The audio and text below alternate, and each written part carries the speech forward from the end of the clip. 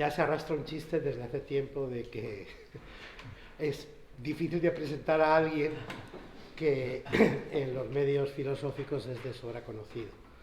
En cualquier caso, la cortesía y las buenas formas siempre recomiendan, pues eso, hacer el acto de la presentación. Cuando hicimos el homenaje a Javier, se editó en Trota, un volumen muy, en fin, muy completo. Los editores decidimos dividir decidimos crear 3 secciones, alojando en ellas, ¿no?, la producción de, en fin, de los artículos que nos habían mandado, ¿no? Y eso fija perfectamente la actividad académica que ha desarrollado Javier a lo largo de todos estos años, de estos muchos años, porque fíjense que el primer libro que publica, La reducción fenomenológica, Introducción a la fenomenología de Husserl, es de 1973, y la última publicación es la del Reo, Revista de Estudios Orteguianos, del año 22, ¿no? O sea que no sé si ha publicado algo más después del 22, pero si con un poco de suerte no ha publicado nada más, tenemos ahí una horquilla que va, pues si 73, 23 en números redondos, ¿no?, son 50 años, ¿no?, que se dice pronto. De modo que 50 años es el intervalo del trabajo académico que ha llevado a cabo Javier San Martín. Yo voy a recordar básicamente, puesto que estamos en la casa de Ortega y Gasset y Javier va a hablar de Ortega, yo voy después de comentar que esos tres campos de su actividad académica han sido fundamentalmente, primero la fenomenología, y más bien la fenomenología de Husserl, en segundo lugar, por este orden, creo yo, desarrolló los temas, la antropología filosófica, y en tercer lugar, efectivamente, Ortega. Muy pronto prácticamente yo creo que las publicaciones sobre antropología y fenomenología son casi simultáneas, empieza a publicar muy pronto en ambos campos, y sobre Ortega tarda un poco más, pero no mucho más, ¿no? Porque, si yo no me equivoco, el primer artículo, porque he encontrado ahí tengo una duda, yo creo que el primer artículo que publica sobre Ortega está fechado en 1983, La filosofía de Ortega como fenomenología. En cualquier caso, no se llevan mucho tiempo, unas cosas y otras. Sobre Ortega, entonces, me centro ya. Ha publicado 3 libros, innumerables artículos. Ya he contado, entre artículos en revistas y colaboraciones en libros, he contado hasta 32, que ya es una bonita cifra. Los 3 libros que publicó sobre Ortega son Ensayos sobre Ortega, de 1994, Fenomenología y cultura en Ortega, del 98, y La fenomenología de Ortega y Gasset, en 2012. Se me ocurre decir que la preocupación mayor de Javier ha sido, digamos, convertir a Ortega en un fenomenólogo. Eso, en principio, chocaba con las primeras tradiciones lectoras que habían establecido los llamados discípulos venerativos, según en fin, el epíteto que Pedro Cerezo acuñó en su momento, en su primer libro sobre Ortega. Entonces, en ese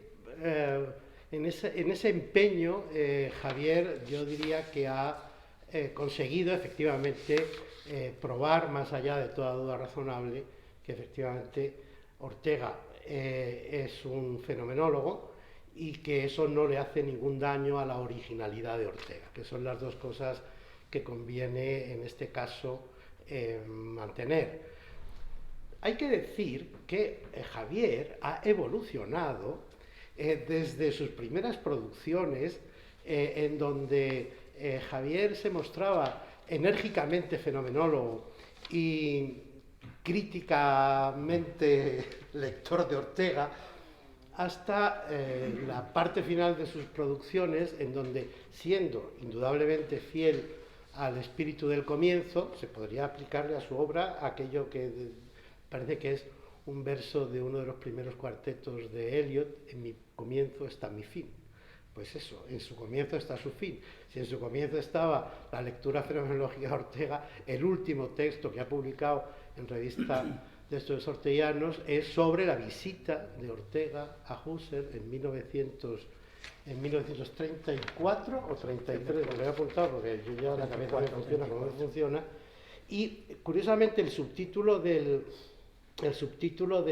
texto es sumamente sintomático. El texto se llama entero: la visita de Ortega a Husserl en 1934. Dos puntos: las objeciones de Ortega a la fenomenología. El tema coincide completamente con el primer texto que publicó sobre Ortega. O sea que en ese sentido, en ese círculo, ¿no?, que va del comienzo al fin, hasta el momento, por supuesto, de sus publicaciones, sin duda Javier ha evolucionado, como lo hemos dicho todos, ha evolucionado hacia una lectura cada vez más profunda, más comprensiva y más flexible de la fenomenología de Ortega. El tema del que va a hablar hoy, como ustedes saben, es la rebelión de las masas. Ahora el que precise el enfoque que le va a dar. Pero yo me he molestado en evocar o en recordarles a ustedes ahora que él no es la primera vez que se ocupa del tema de la fenomenología, del tema de la rebelión de las masas. En 1996 hizo un guión en la UNED que se llamó La crítica cultural en Ortega y Gasset, pero el tema era exactamente eso, la lectura de la rebelión de las masas. Luego, en 2001, publicó un texto sobre Ortega, entre la ética y la política, segunda parte del título, la segunda parte de la rebelión de las masas, y en 2011 volvió sobre el tema en un texto titulado El primer capítulo de la rebelión de las masas, análisis crítico. Y termino con una última observación. En el primer libro que publicó sobre Ortega, antepuso un prólogo en donde él hacía públicas las intenciones que él tenía a la hora de haber escrito todo lo que había escrito sobre Ortega, en tono polémico a veces y en la orientación fenomenológica a la que ya me he referido repetidamente. Pero decía allí que su propósito era recuperar a Ortega para nuestro tiempo.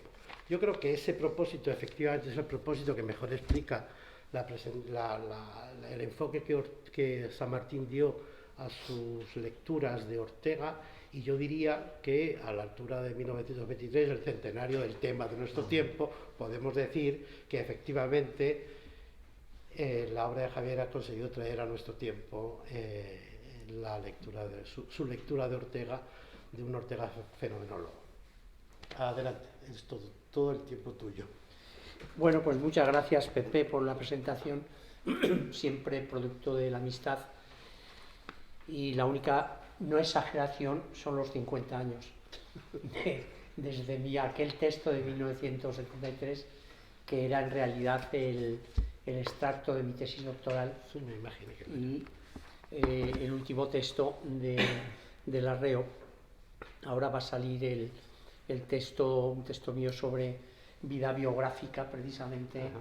En un libro muy bonito que ha organizado Luis Blasco en Zaragoza sobre las personas vulnerables, y me pidió que le antecediera una especie de respuesta de filosofía antropológica, que es el ser humano, en el que cupieran esas vulnerabilidades. Y claro, las vulnerabilidades de la vida humana, aparte de las enfermedades físicas, pues solamente son vulnerabilidades en la esfera biográfica, porque incluso la enfermedad es vulnerabilidad biográfica, no es física, la enfermedad es exclusivamente biográfica. Y entonces hice justamente ese texto que me dijo José Luis Blasco, que sale ahora en mayo de este año, y que por tanto pues será ya del 2023.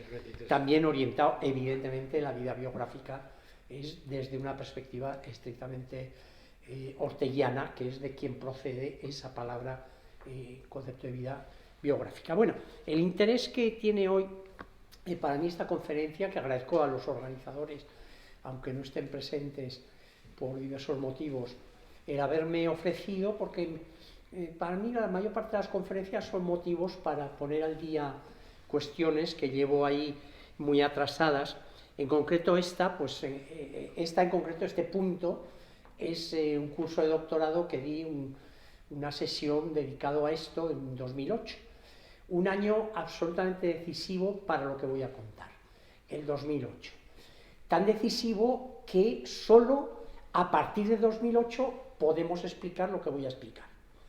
Por tanto, la novedad es obvia y sospecho, por lo que he visto consultando algunos grandes mamotretos que se han publicado sobre Ortega, pues no aparece este tema. Con lo cual, pues quiere decir que falta alguna bibliografía esencial en esos libros grandes sobre Ortega que podían ser absolutamente ineludibles haberlos tenido en cuenta, ¿no? ¿Por qué digo que es un tema que vengo arrastrando? Pues porque yo empecé como ha dicho Pepe, he escrito varias cosas sobre la rebelión de las masas, pero no es más que el iceberg de lo que tengo hecho sobre la rebelión de las masas, que algún día me animaré, a lo mejor si consigo culminar lo que hoy voy a decir, pues sería el motivo, me quedaría muy poquito para eso, que es un comentario extenso a la rebelión de las masas, y que lo empecé pues hace muchas décadas, lo menos 3 o 4, y que está terminado, pero me encontré justamente con algunas frases del capítulo último, ese capítulo 15, que es minimísimo, que me hicieron ser prudente, porque en ese capítulo 15 hay dos cosas que merecen reflexión y que además han pasado desapercibidas. María se alude a una, pero alude muy poquito, y Pedro Celso alude a la otra, pero también muy poquito. Una es, ¿qué circunstancias o qué pasa en la sociedad europea para haber provocado lo que llama Ortega la rebelión de las masas? Es decir, ¿qué provoca la rebelión de las masas? Un tema. Otro tema. Después de decir que la rebelión de las masas es un psicograma, etcétera, del hombre contemporáneo, pues dice que está hecho sobre una teoría de la vida humana que está insinuada, musitada, creo que utiliza esos dos adjetivos, y que pronto será gritada, dice. Entonces, claro, al decir eso quiere decir que en lo que ha dicho antes hay una teoría de la vida humana, pero solo insinuada y musitada, y que necesita desarrollarla. Por tanto, hay algo pendiente. Bueno, ese es el punto de partida que a mí me retuvo. Tengo que hacer dos cosas. Ver la causa a la que se refiere Ortega y ver esa teoría de la vida que está solo musitada y que necesita ser gritada. Y eso son palabras mayores.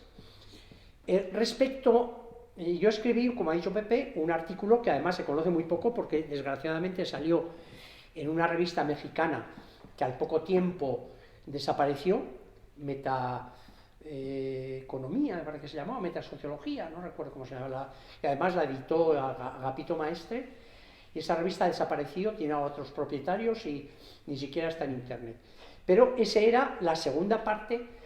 En mi propuesta era la primera parte, es el comentario a la rebelión de las masas, de la primera parte, la segunda el comentario a la tercera parte es la nosología, porque la cuestión está que la rebelión es una enfermedad, según Ortega, una enfermedad que tiene una nosología. Esa nosología no está explicada, pero a todas luces la nosología de Ortega, de la rebelión de las masas, podría ser resultado de la modernidad, grosso modo.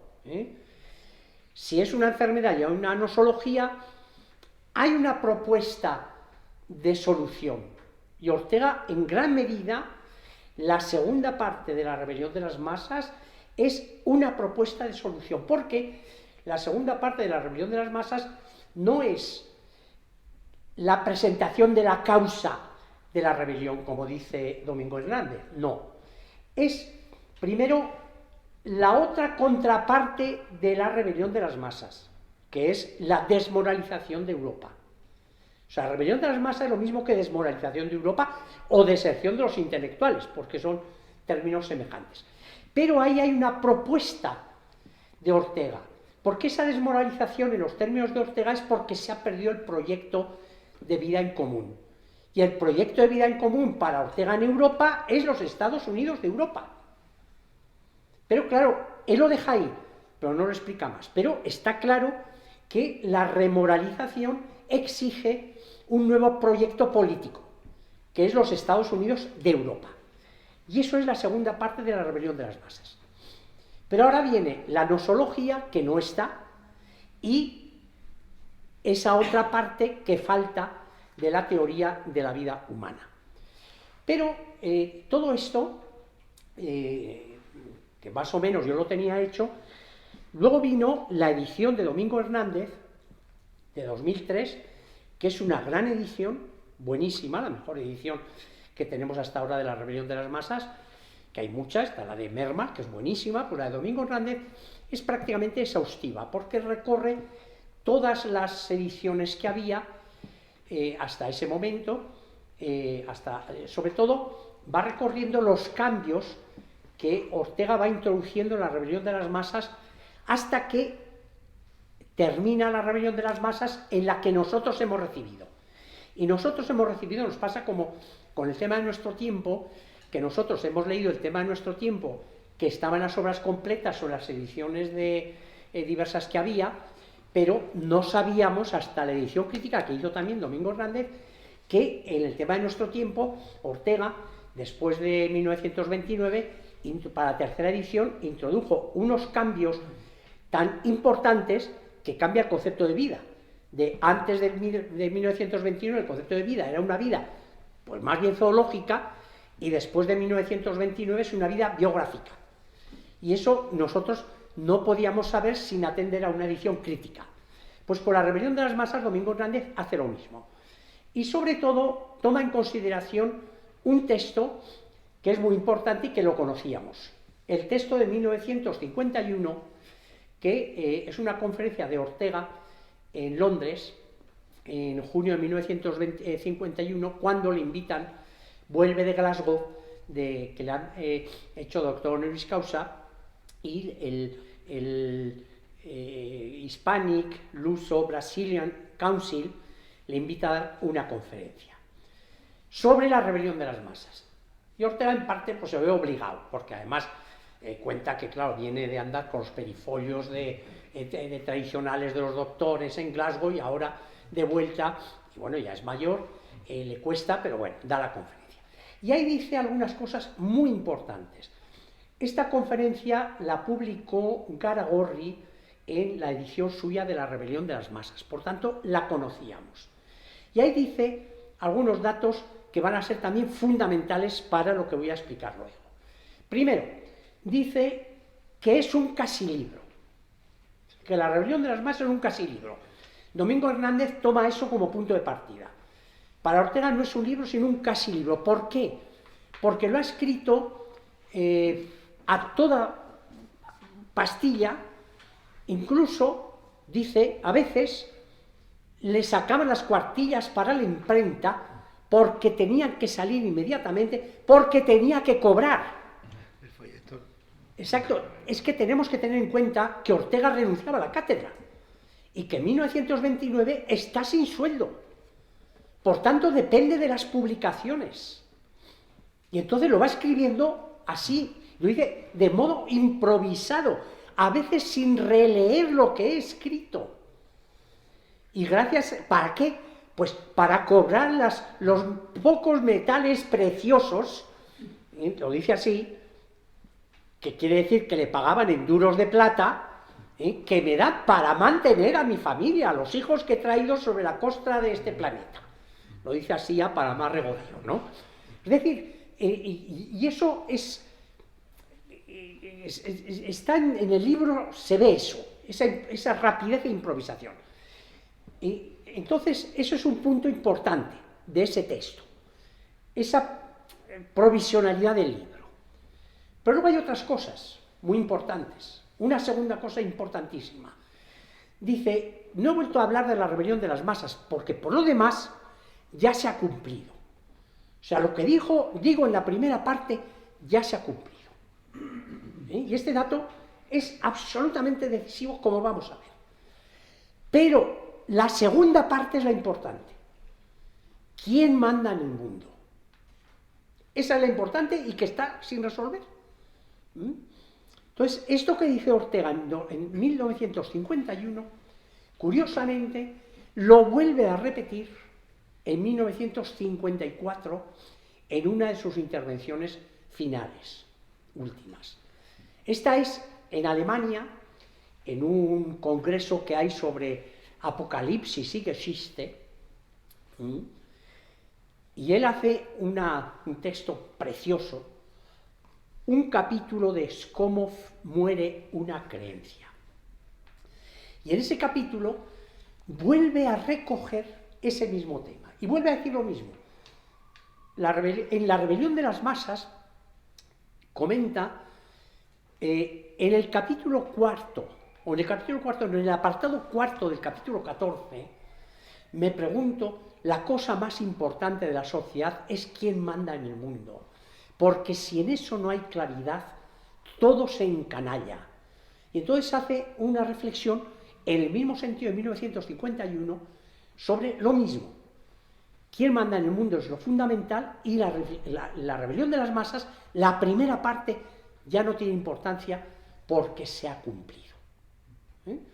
Estos dos datos, todo esto ya lo sabíamos. Y también Hernández Sánchez, el Domingo Hernández también lo sabía. O sea, todo esto está perfecto. La edición de Domingo Hernández, claro, como Ortega habla de la primera parte y de la segunda parte, Domingo Hernández, estudiando las ediciones de la rebelión de las masas, ve que en la edición de 1930 no aparecen las dos partes. Y la segunda parte no aparece como parte. Aparece el capítulo 14, ¿quién manda en el mundo? La realidad es que la rebelión de las masas procede de la primera serie, que es de 1929, que es la rebelión de las masas, y de la segunda serie, que es de 1930, ¿quién manda en el mundo? Toda esta segunda serie pasa la mayor parte, solamente quedan un par de cosas fuera, pasan al capítulo 14. Y en la primera edición no aparecen como partes. Y después siguió las ediciones con muchos cambios. En 1937 Ortega incorpora el prólogo para franceses, en 1900, poco después, incorpora el epílogo para ingleses, a la que añade En torno al pacifismo, un texto que conviene leer, incluso ahora conviene leer En torno al pacifismo, porque hay un tema increíble de En torno al pacifismo, porque no somos conscientes lo que el pacifismo le pasó a Inglaterra, con el pacifismo dichoso, que el pacifismo en Inglaterra había vencido, e Inglaterra dejó de fabricar armas para la guerra y se presentó ante Hitler, que había fabricado armas para la guerra, y Dunkerque, la bolsa de Dunkerque, es resultado de eso. O sea, los 200 y pico mil británicos que fueron acorralados en Dunkerque fue resultado del pacifismo inglés. Y ahora estamos teniendo prácticamente lo mismo. O sea, alto el fuego, oía yo el otro día, alto el fuego, y no entreguemos armas. Dice, sí, pero alto el fuego, ¿quién para el fuego en Ucrania? Claro, la cuestión es, y es el tema de En torno al pacifismo. Yo estuve leyendo lo que representaba el texto ese, y cómo los alemanes hicieron exactamente lo contrario de En torno al pacifismo, basándose en una teoría de un inglés, precisamente, no recuerdo el nombre cómo es, pero lo leí en un libro que es enormemente interesante. Bueno, entonces, ese texto de 1937, Ortega consigue en 1946 un texto ya más definitivo, pero a partir del texto de 1946, Ortega introduce las dos partes, o sea, la rebelión de las masas y el capítulo 14 como la segunda parte de la rebelión de las masas. Y esa es la que hemos recibido. O sea, eso sale, corrígela, del 46, sale en el 47 las obras completas, y la 11ª edición del 48 es la que hemos leído todos, con las dos partes. Todo esto es lo que explica Domingo Hernández en la edición crítica de Tecnos del 2003. Pero en 2008 se publican las cartas entre Ortega y Helene Weil. Yo le llamo Helene Weil porque no tengo amistad con Helene Weil, para llamarme Hela Weil, porque Ortega le llama Hela Weil, porque terminaron teniendo una relación muy íntima, pero claro, cuando veo algunos libros que se definen a ella como Hela Weil, digo, hombre, eso es como decirle a Hannah Arendt Pepita, o a Anita, ¿no?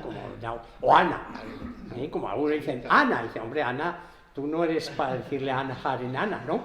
Llámale a Hannah, pero Ana no. Pues lo mismo pasa con Helene Weil. Hela Weil es un nombre familiar. Bueno, algunos entenderán por qué no digo esto.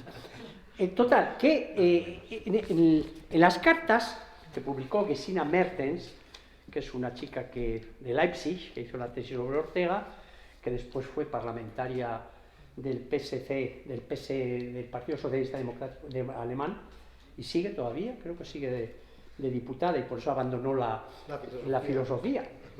Pues Gesine hizo un libro muy interesante sobre las cartas de Ortega y Helene Weil, en las cuales hay algunos datos que son absolutamente imprescindibles para entender la rebelión de las masas. Incluso para dar sentido a eso que había dicho Ortega en 1951 y 1954, que la rebelión, o sea, la primera parte ya se había cumplido. Fijaros, voy a leer la parte de la carta. La primera es de 1 de noviembre de 1930, sobre la velocidad y rapidez con la que se publica el libro y cómo estaban trabajando. El último folletón de la rebelión de las masas, de la segunda parte, es desde el 10 de agosto de 1930, y la impresión del libro terminó el 26 de agosto. Para que os deis cuenta, en cierta medida era cuestión económica también del propio Ortega. Pues esta es, si sale el libro en agosto, esta carta es del 1 de noviembre, y dice Ortega, la carta es muy larga y muy interesante, pero lo que nos concierne es lo siguiente. 2 palabras a la carrera. Quiero que sepa usted que la rebelión, tal como va en esta edición, no está completa.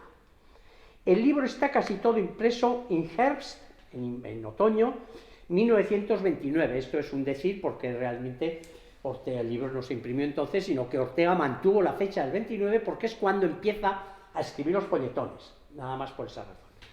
Por eso lleva esta fecha en el primer pliego.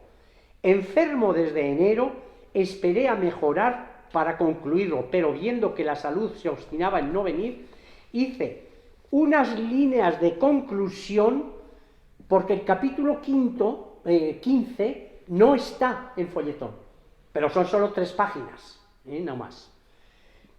Hice unas líneas de conclusión que, como habrá usted visto, y una palabra muy importante, decapitan el libro. Fijaros qué palabra. El capítulo 15 decapita el libro. Falta toda una tercera parte, la esencial, unas 100 páginas, que ahora estoy terminando. Es la cabeza del libro. Claro, cuando lees esto te quedas absolutamente alucinado, porque quiere decir que todo el resto es el tronco y las piernas. Y le falta lo fundamental, la cabeza. Pero no nos dice más. Por tanto, se sospecha, si uno ha leído a fondo el capítulo 15, que es la decapitación del libro, pues que esa cabeza del libro es la teoría de la vida humana que hay que gritar. No cabe otra conclusión. Y en parte también la nosología, o sea, la razón de la rebelión, las causas de la rebelión de las masas. No cabe otra interpretación. Pero es muy importante. O sea, queda la cabeza, la esencial. La siguiente carta es del 21 de mayo de 1933, una fecha errónea, absolutamente errónea, como vamos a ver. La fecha es de Gesine Mertens. En la edición crítica, como la edición crítica de estos, lo que voy a decir, es del 2009, ya se conocen las cartas y por tanto la tiene en cuenta y corrige. La fecha es del 31 de mayo. Es una fecha correcta, posiblemente correcta. Es posible que esté en la primera cuartilla, pero la carta no se termina el 31 de mayo, sino por lo menos el 4 de mayo o el 4 de junio. Es posible que empezara el 31, pero la termina y la manda el 4 de mayo o el 4 de junio, por lo menos. ¿Por qué? Y dice lo siguiente: no deben publicarse los extractos de las conferencias ¿Qué pasa en el mundo? Seguramente son exactos porque, aunque no los he leído, estando hechos por Fernando Vela, tienen un valor canónico. Pero se trata de un tema que constituye el tercer libro de la rebelión de las masas, que voy a hacer este verano. Allí aparecerá todo esto dicho más a fondo y con mucha mayor eficacia. De este modo, la edición actual del Aufstand se dividirá en dos libros: La rebelión, el primero, y ¿Quién manda en el mundo? O sea, el actual.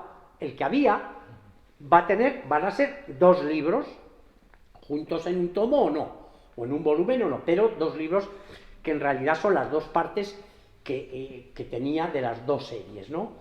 Pero fijaros la importancia que tiene.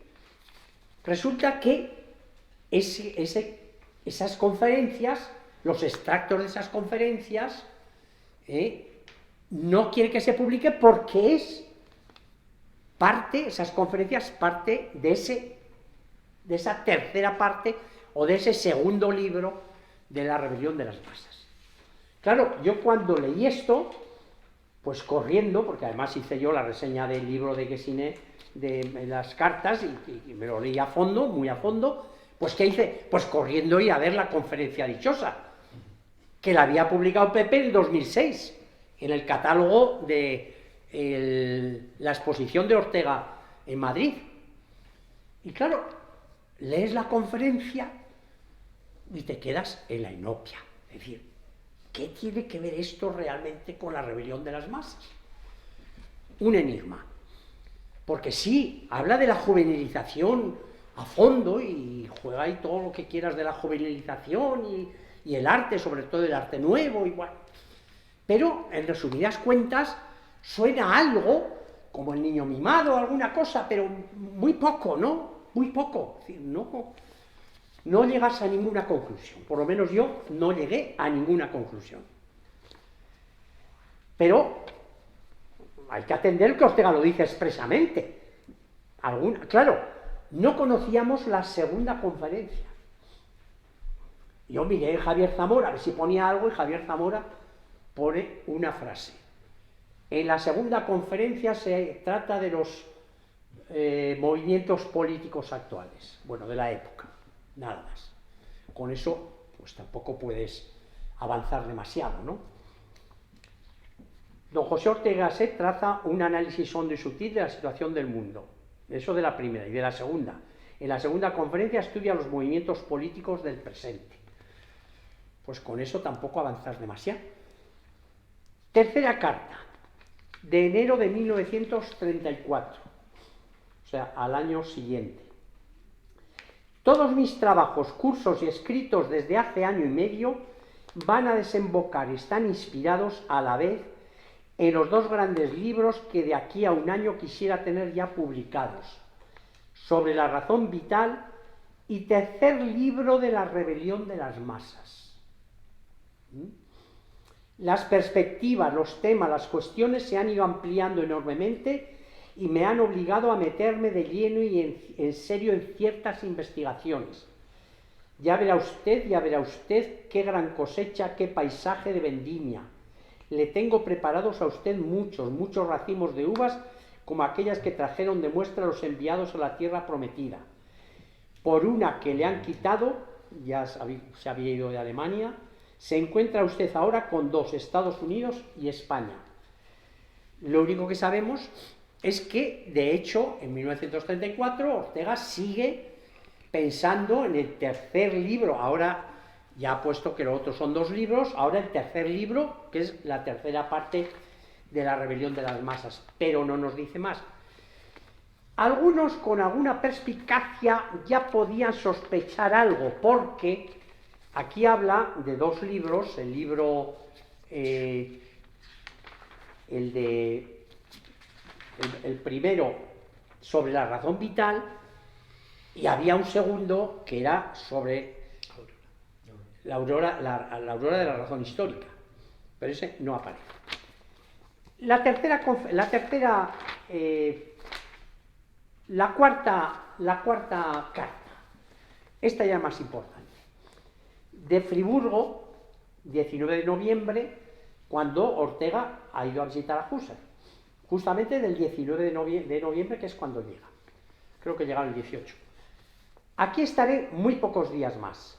Tengo prisa de volver a Madrid porque son estos mis buenos meses de producción y quiero poner en marcha, tal vez concluir rápidamente, el segundo tomo de la rebelión que me piden con urgencia de Estados Unidos y que se titulará El hombre y la gente. Claro, ahí ya tenemos una pista. Pero, ¿qué sabíamos del hombre y la gente? Pues el curso del Instituto de Humanidades de 1949-1950. Y lees ese curso y te quedas pues como has entrado, porque dice este curso, las 4 primeras lecciones son fenomenología husserliana en el sentido mejor de la palabra, porque son la descripción de las leyes del mundo vivido, las leyes del mundo.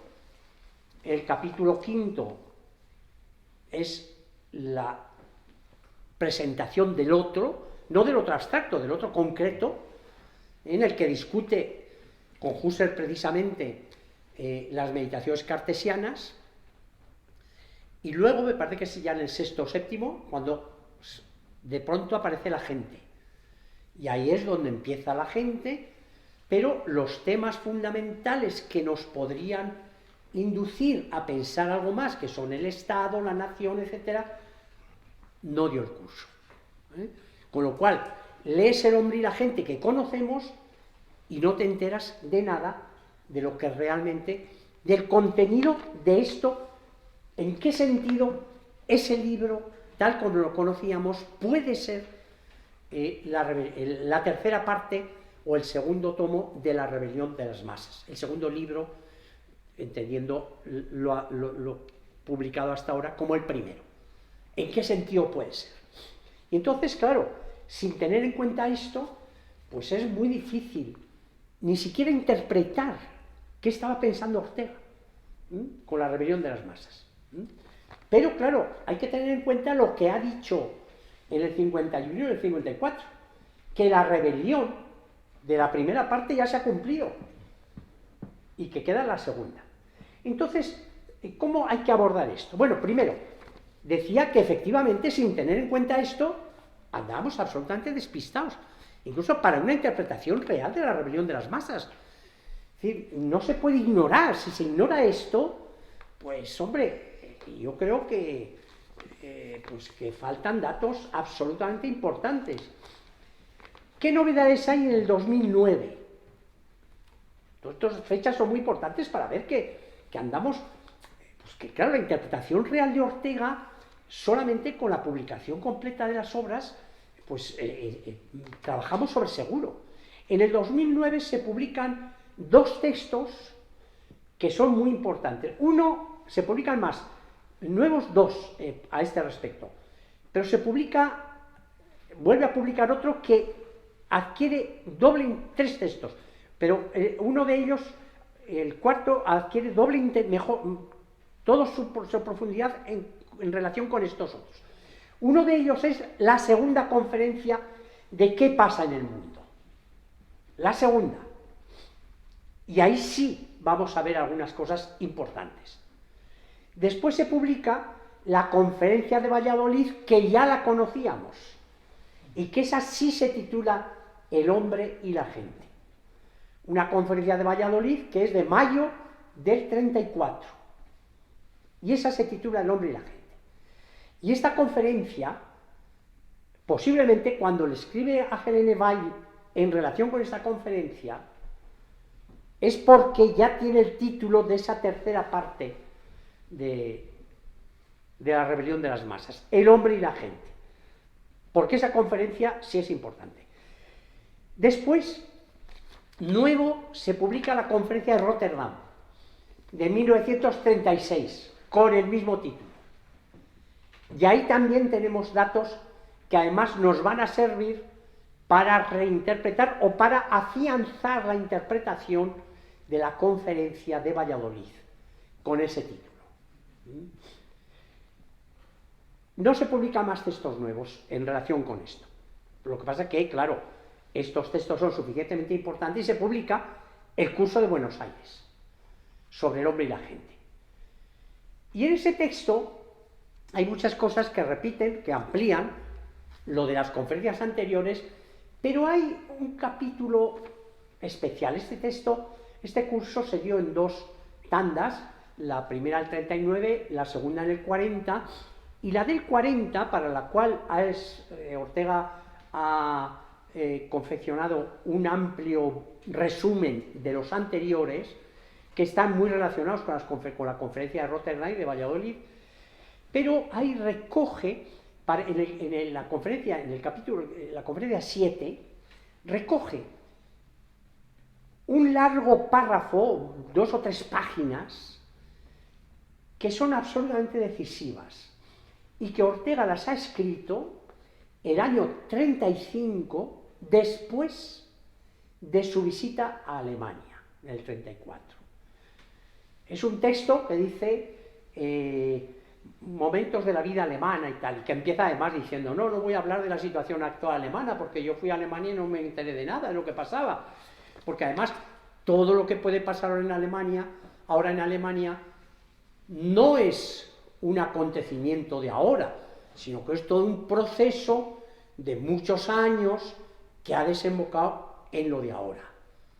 Por tanto, ahora, si uno no sabe ese proceso, no entiende nada, no sabe nada, ¿no? Total, que en ese texto hace un juego entre humorístico y gracioso de comparar a un funcionario alemán, a un funcionario francés y a un funcionario inglés y uno español. Y es un texto buenísimo. Pues ese texto lo incorpora al hombre y la gente, a la Legión Séptima del hombre y la gente de Argentina. Y ese texto sí es importante, exactamente eso. Porque ahí vamos a ver que efectivamente el problema de Alemania ha sido, y lo pone, una decisión que se tomó en la época de Bismarck, de que lo fundamental es organizar lo colectivo. Y si lo único que importa es la organización de lo colectivo, el individuo queda subsumido en lo colectivo y el resultado es este. Y eso ya sí está en la dirección de quién manda en el mundo, no de la rebelión, porque la rebelión se ha cumplido, efectivamente eso ha tenido las consecuencias que ha tenido. Pero teniendo todos estos datos presentes, este texto ya estaba en el 35, pero claro, al verlo publicado en El hombre y la gente de Argentina, cobra doble relieve porque queda enmarcado dentro de un contexto que es precisamente lo que representa lo colectivo. Y entonces ahora, a posteriori, sabiendo todo esto, ya podemos volver a los textos que he mencionado. El primero, la segunda parte, tanto la primera como la segunda parte de qué pasa en el mundo.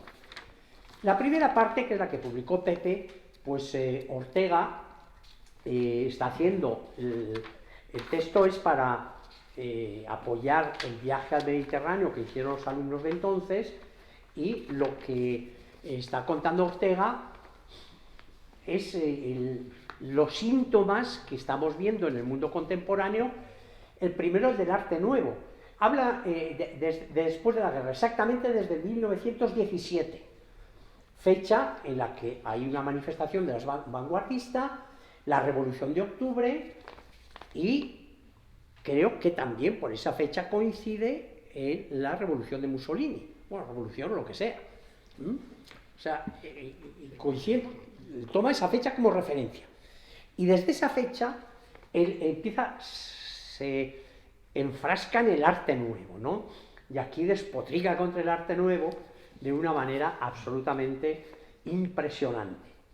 Pero junto con el arte nuevo dice la juvenilización de la sociedad, es decir, el auge de los jóvenes. De repente la sociedad se ha convertido, el joven se ha convertido en ideal, y hay que vestirse como los jóvenes, hay que hacer todo como los jóvenes, hasta los viejos se visten como los jóvenes, etc. Y dice, claro, eso realmente, fijaros, esta frase ya va en la dirección del capítulo 15 de la Rebelión de las Masas. Hay un cambio integral de la vida humana. O sea, en Occidente hay un cambio integral de la vida humana. Los principios tradicionales en arte, como en política, en filosofía, como en modos sociales, no encontraban ya adhesión suficiente en nuestro ser profundo. Es decir, esos síntomas de los cuales el arte nuevo, la juvenilización, el deporte, que es cultivo del cuerpo, indican que estamos cambiando, hay un cambio integral de la vida humana.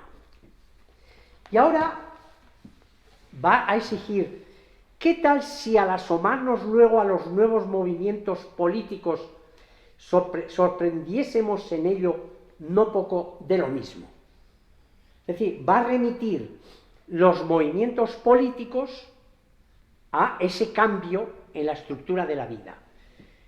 Y ahora viene la clave.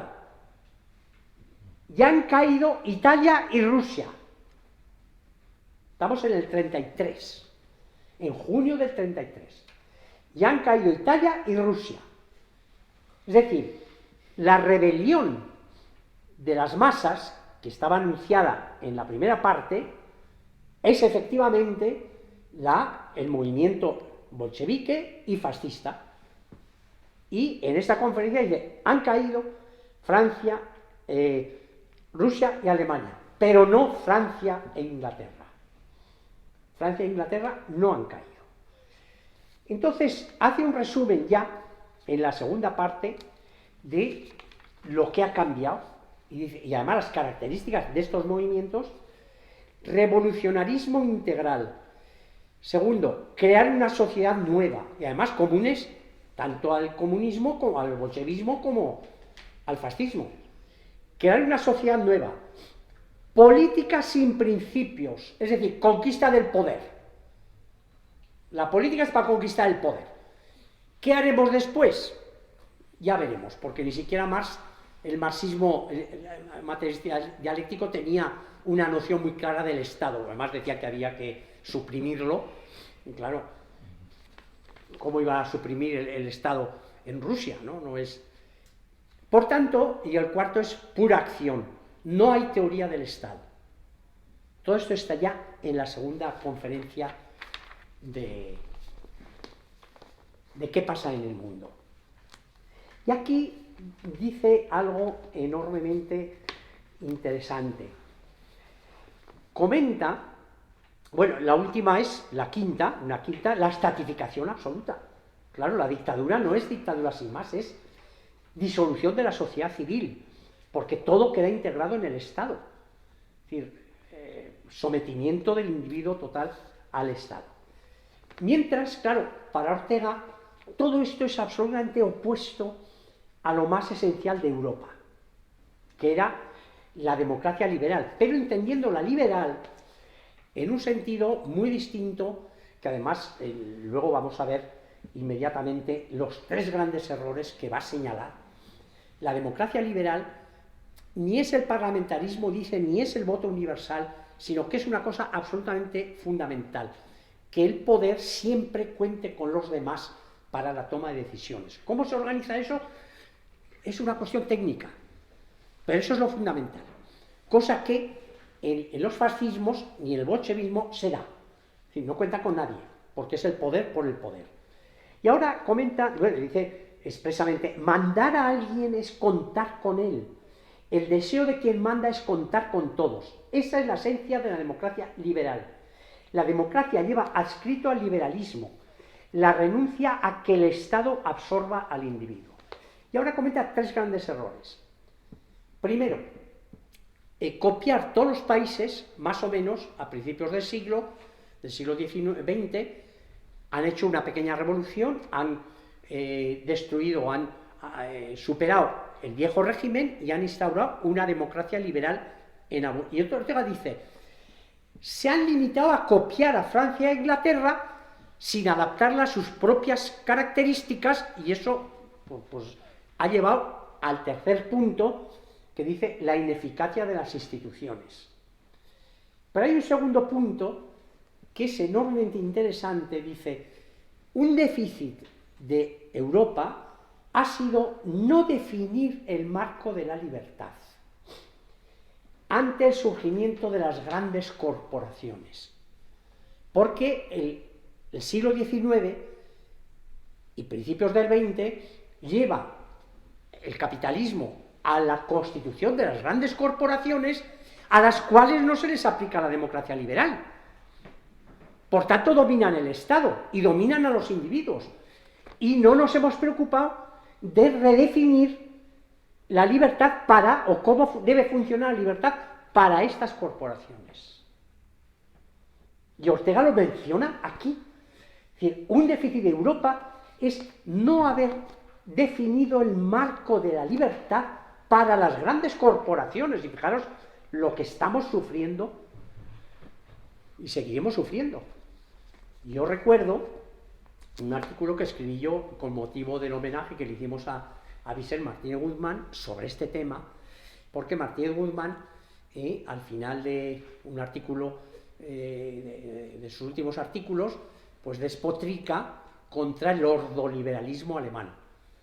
Claro, a mí me extrañó mucho porque el ordoliberalismo alemán es la teoría económica de Walter Eucken.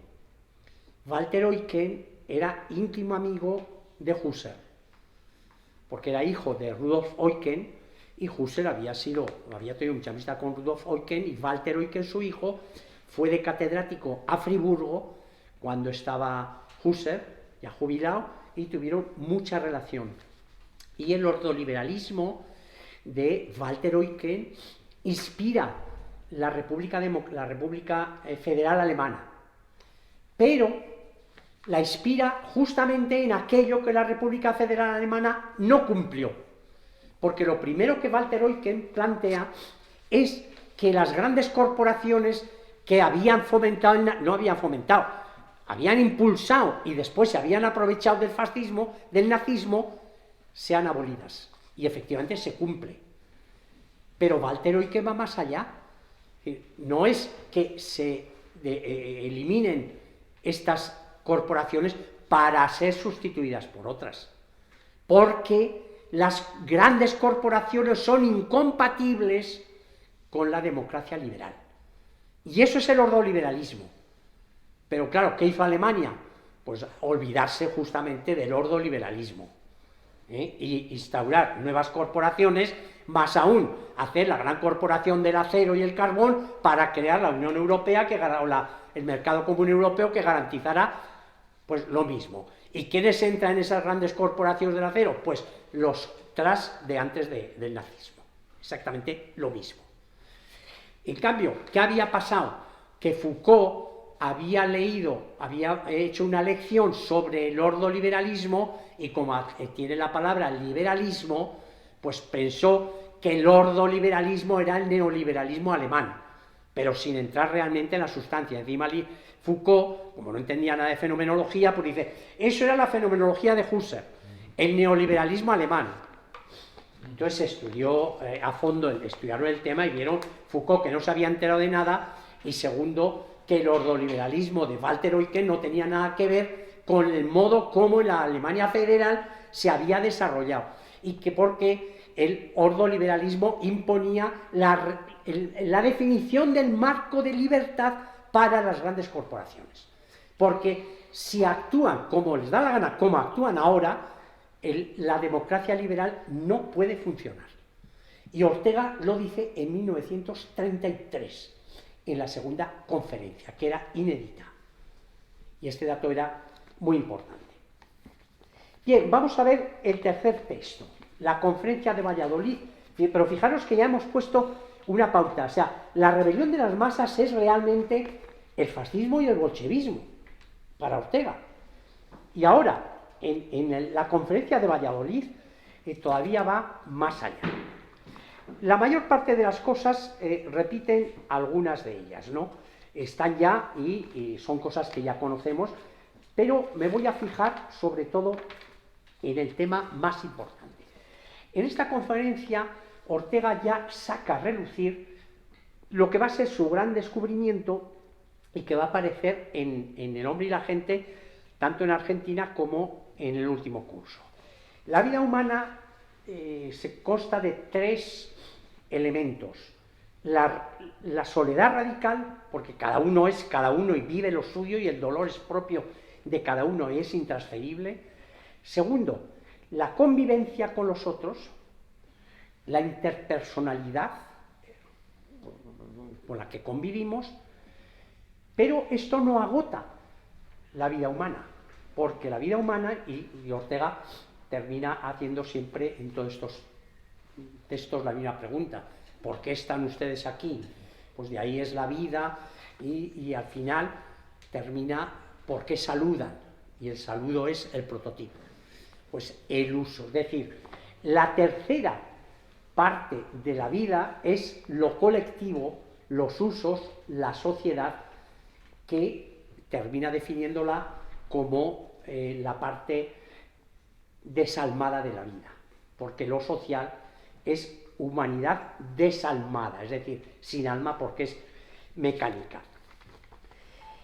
Y aquí Ortega se centra ya en ese punto. Para él, este es el punto fundamental de su descubrimiento y de la actualidad, el descubrir la fuerza de lo colectivo, porque el Estado es lo colectivo, el Estado es lo que nos da la mayor parte de las cosas que nos vienen del pasado, y si no tuviéramos eso, seríamos Adán en el paraíso, empezando primitivos, pero a la vez nos puede deshumanizar, porque si hacemos siempre lo que se nos dice, perdemos nuestra individualidad.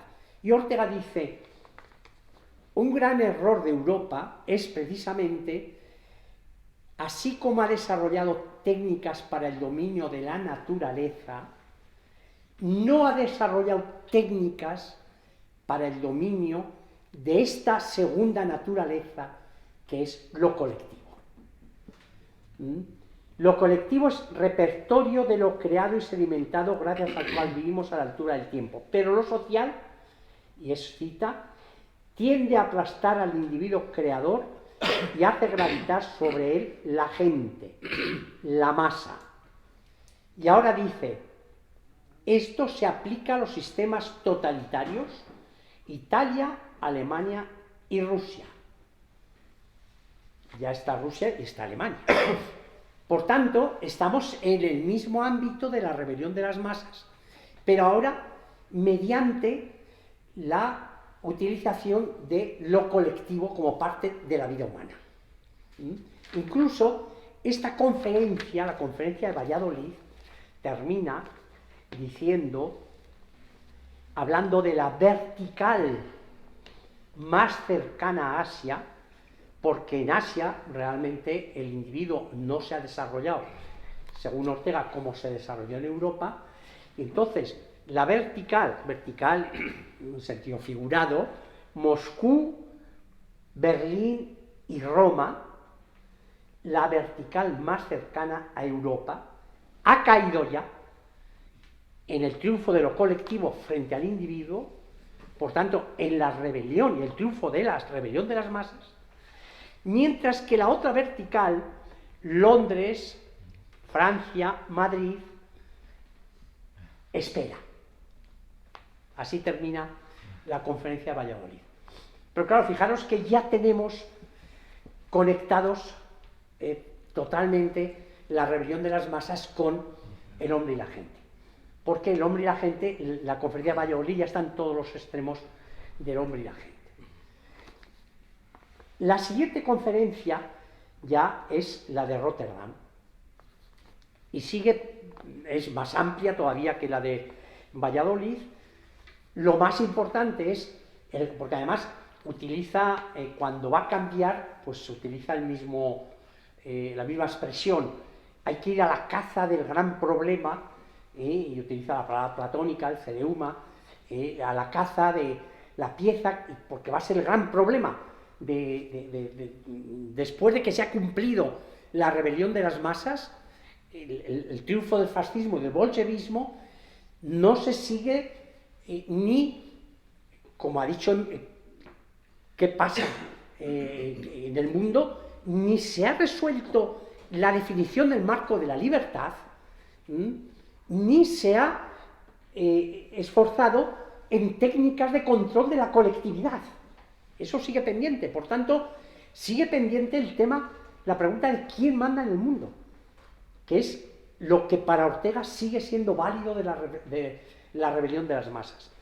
Y aquí, la conferencia de Rotterdam, pues sigue exactamente el mismo esquema de la de Valladolid, diciendo que el problema fundamental que tenemos es precisamente que necesariamente en nuestra vida lo colectivo es absolutamente fundamental, pero no tenemos técnicas de control de lo colectivo. Claro, esta conferencia de Rotterdam esta conferencia de Rotterdam es de mayo de 1936. Fijaros cómo vería él la situación de España, ¿no? Mayo de 1936, cuando él, una vez a Helene Weil escribe, cuando triunfan el resultado de las elecciones de febrero del 36, dice, me voy a ir de España. Lo llega a decir. Y va a Rotterdam a dar esta conferencia, ¿no? Y aquí sigue exigiendo, pidiendo técnicas para controlar lo colectivo. Incluso aquí hace una especie de teoría que el descubrimiento de la fuerza que tiene lo colectivo, eso sería una originalidad suya, porque dice, Weber se sitúa, para Weber lo social es lo interindividual, es decir, la convivencia, el otro. Para Hegel lo colectivo es el espíritu absoluto. Para él lo colectivo es una versión superior o distinta de lo interindividual, que es el otro, lo que tenemos todos en la convivencia. Y sigue en Rotterdam con estos puntos de la necesidad de que tengamos técnicas de control de lo colectivo, y por otro lado, pues asume que ya hay países como Rusia, Francia, Italia y Alemania que han sucumbido, pero advierte de que desde hace mucho tiempo hay una especie de divinización de lo colectivo sin que haya técnicas de control de eso colectivo. Y entonces, claro, desde esta perspectiva sí tenemos siempre la conexión de la teoría de la vida humana con la rebelión de las masas, pero a través de esta teoría de la vida humana. Si ahora metemos el texto de 1935 sobre Alemania en El hombre y la gente de Argentina, tenemos claramente la conexión. Pero, ¿qué pasa? Que sí, la teoría de la vida humana, mediante lo colectivo, nos da una pista, pero no debió de parecerle a Ortega excesivamente importante, porque no le daba pie para decir, bueno, ¿y qué podemos hacer? ¿Qué salidas tenemos a esto? Y yo creo que en el momento que después del curso de Argentina, en el que se ve claramente esta conexión, cuando Ortega ya da el curso El hombre y la gente, que es el que hemos conocido en España, este problema de que el tema fundamental para el hombre y la gente, para el curso El hombre y la gente, es responder a quién manda en el mundo, que ese sería el tema clave. Y claro, como yo creo que le ha de resultar enormemente difícil dar una respuesta a eso, cómo organizamos el mando en el mundo, en El hombre y la gente del 49 no aparece ninguna referencia a la rebelión de las masas. Y de ahí que no pudiéramos saber prácticamente nada de la conexión que tenía el hombre y la gente con la reflexión, con la rebelión de las masas.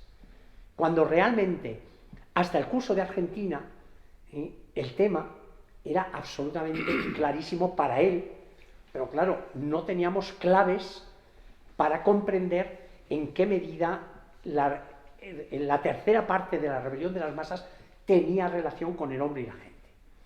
Y claro, todos estos datos solamente los podemos saber desde el 2008 por las cartas de Helene Wein y 2009 por estos textos, sobre todo la segunda conferencia de qué pasa en el mundo, y luego la de Valladolid conectada también con la de Rotterdam. Y bueno, con esto creo que he cumplido mi objetivo de poner sobre el tapete. Yo creo que sí que es una cosa importante y nueva para entender mejor la rebelión de las masas. Y además, sobre todo, he hablado de la rebelión de las masas. Sí, nada menos.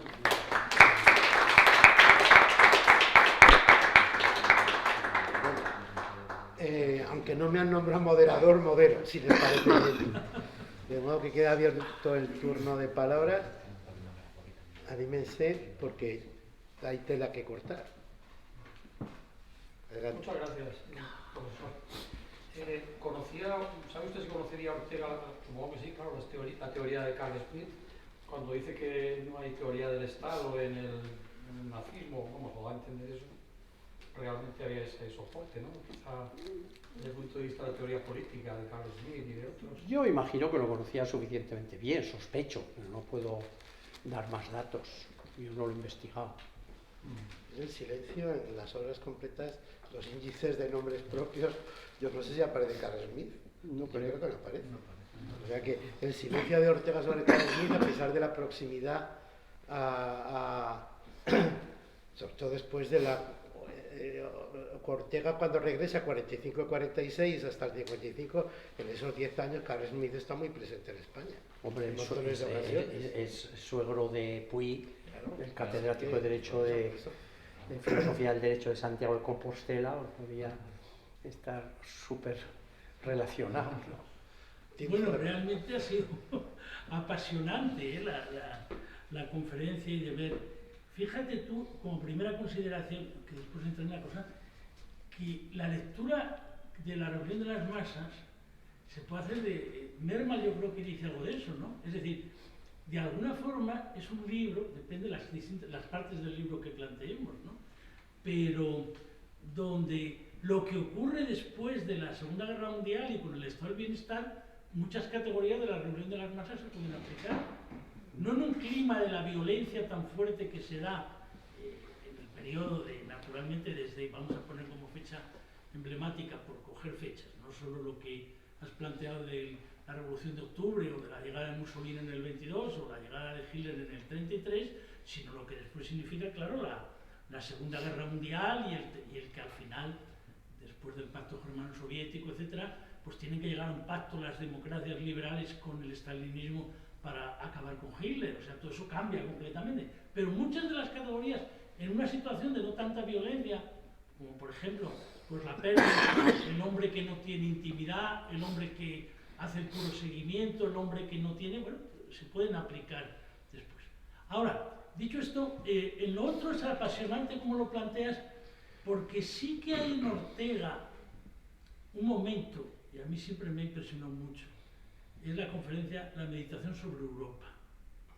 Y ahí sí que es verdad que él, quizá con esa, digamos, falta de, no sé cómo decir, no sé qué palabra decir, con esa vanidad sobre sí mismo que en ocasiones mostraba, dice, yo ya lo dije en un momento determinado, en un texto sobre el pacifismo, etcétera, ya en aquel momento, y cuando dice la frase aquella tan tremenda, entre la derrota y la victoria, realmente no hay, cuando dice al pueblo alemán, ¿no? Claro, esto sí que plantea un problema apasionante, que es lo que tú has dicho. Es decir, viene ya Moscú, viene Roma, viene Alemania, pero queda Francia e Inglaterra. Claro, Francia e Inglaterra después se ve también uno invadido completamente, el otro de pronto se queda aislado, pero de pronto vive toda la experiencia posterior. Ya le invitan precisamente a la Alemania que se vive derrotada con todo lo que ha vivido, entonces le vuelvo a decir aquello de que tiene una excelente salud. Veía realmente, mira como que va a ver al enfermo y le anima mucho, pues yo no te veo tan mal, o sea, pues yo te veo que tienes una gran salud, pues ya también había visto salud cuando vino al Ateneo de Madrid, y tiene una gran salud, y les va animando, pero sí que efectivamente ahí hay un tema de que él, probablemente ahí hay un problema que tiene que ver con el tema de la violencia también, ¿no? El lugar que en él ocupaba el problema de la violencia. Y yo creo que sí que efectivamente en Ortega, él, es decir, en esa especie de frase tan en fin, ha dado un ejemplo al mundo, el parlamentarismo británico, la monarquía británica, en una crisis de un calibre de este tipo, ha logrado la sucesión, ha logrado dar lo que es el tema de el imperativo de continuidad, el poder agradecer el que haya continuidad.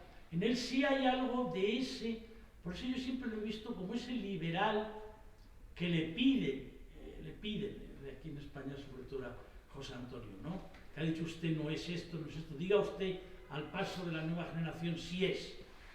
Y no dice el sí es, o sea, es el liberal que de pronto se encuentra en esa tormenta enorme y de pronto ve que, claro, hay muchas cosas que... Por eso yo sí sigo pensando que por estas cosas que él había dicho, él hubiera podido reconstruir mucho su posición si hubiera caído la dictadura de Franco en el 46-47. Y por eso, efectivamente, termino con esto, es el contraste con Smith.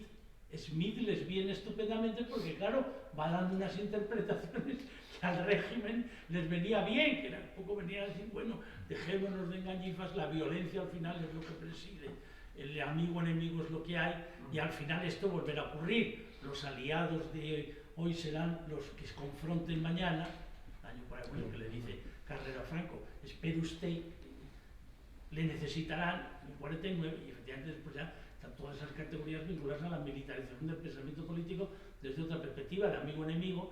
Hemos ganado al hitlerismo, pero después aquí hay los bloques, etc., como todo eso. Y ahí Smith, claro, sí, tiene un papel enorme. Tiene un papel enorme porque les atraía muchísimo a los teóricos del Estado la idea de que alguien hablaba de lo que realmente es. Hay esta anécdota de que él llega, le esperan en Granada, no sé que la cuenta Jiménez de Parra, en Granada, le espera Sánchez de Agesta y le dice a Sánchez de Agesta, hombre, qué situación la nuestra, ¿verdad, querido colega? Dar una materia donde no hay constitución, ni en Alemania ni en España. En el año 42, 43, realmente es atípico ser catedrático de una materia donde no tenemos objeto en nuestro propio país. Entonces, en ese sentido, volver a reconstruir esa idea de lo que realmente es, eso les atraía extraordinariamente, claro, y es la atracción que le traía al propio Fraga. O sea, Fraga, por ejemplo, eso que ha contado muy bien en la novela ¿no? Este novelista gallego, que lo ha contado muy bien en el libro donde hace una imagen de que están en el Instituto de Estudios Políticos, está dando una conferencia y en un momento determinado se apagan las luces cuando estaba hablando Fraga de que va a hablar el gran maestro que ha logrado la tormenta de Europa y nos ha dado luz en un momento de ¡pam! Y se produjo el apagón y entonces todos empezaron a recordar siempre este novelista gallego tan conocido, hombre, que no me sale ahora el que hizo que bueno, esas películas después que tuvo tanta fama, la de Fernán Gómez y la de las mariposas. Flórez. No, bueno, sí, pero vamos, tiene un libro ahí donde le aparece todo ese tipo de cosas, que tiene un hijo que es actor, a ver si ya no recuerdo, novelista gallego que tiene un hijo actor muy conocido, no me acuerdo ahora. Pero bueno, pero vamos, quiero decir que ahí muestra un poco la imagen de la atracción que tenía la figura de Fraga, para Fraga y para todos ellos en el movimiento político. Y claro, ahí lo de Ortega les quedaba menos porque claro, como hacían, y por eso decían, no, se ha ocupado Díaz del Corral con lo del liberalismo doctrinario porque quedaba como una cosa más erudita, más del siglo XIX, pero no era lo que a ellos les atraía en esa perspectiva, porque ellos sí que habían visto el debate de Smith frente a Kelsen y frente a Heller, que era el socialdemócrata que había fallecido. Pero sí yo también, por más que lo he visto, yo no he visto referencias de Ortega a Smith. No. Aunque del famoso Mamotreto. Estoy convencido que es un silencio intencionado. No, pues seguramente, muy intencionado. Bueno, pues vamos a rebelión. ¿Tú? ¿No? Sí, un tema muy bonito de la rebelión de las masas es, independientemente de que Ortega considere que la rebelión de las masas se ha cumplido la primera parte porque el objetivo era el fascismo y el bolchevismo, yo creo que en el libro hay muchas reflexiones enormemente interesantes para considerarlas en la actualidad, pero que hay que ser muy cauto y en la aplicación.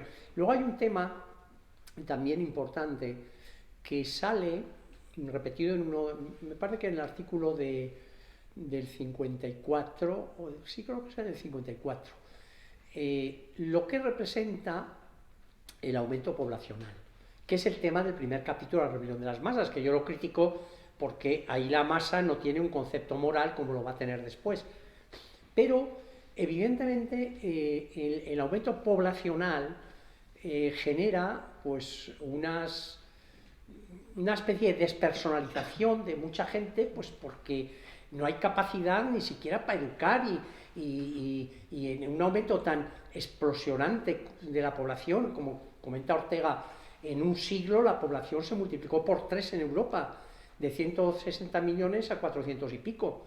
Y es que en esas condiciones no hay capacidad ni siquiera para introducir a la gente en lo que es la tradición cultural europea, bien religiosa, bien laica, la que sea, sino que la gente pues, se educa a su albedrío, ¿no?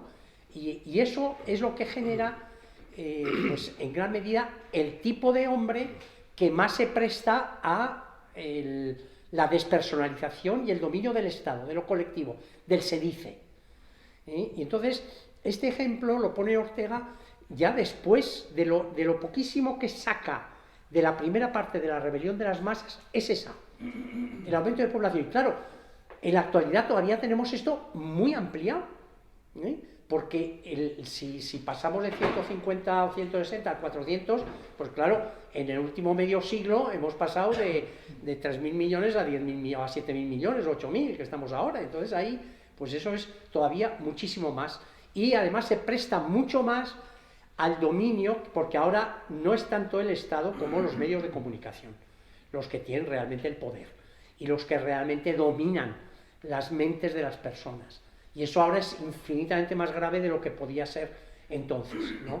Y yo creo que en ese sentido hay muchos datos que de la rebelión de las masas nos servirían para juzgar ahora. Hay que tener en cuenta que Ortega, cuando escribe El poder de la prensa en el 1930, porque entonces ya se da cuenta el poder enorme que tiene la prensa. Y claro, entonces, pensemos entonces que no todo el mundo leía la prensa, pero ahora todo el mundo oye la radio y ve la televisión. Y la prensa de ahora es la radio y la televisión. Entonces, el dominio de los medios públicos sobre la gente ahora es infinitamente mayor de todo lo que podemos pensar que ocurría en la época de la rebelión de las masas. Y por tanto, muchísimo más grave porque los problemas de quién manda en el mundo siguen ahí exactamente igual. O sea, no hay control de lo colectivo y no hay control de las grandes corporaciones, ninguno.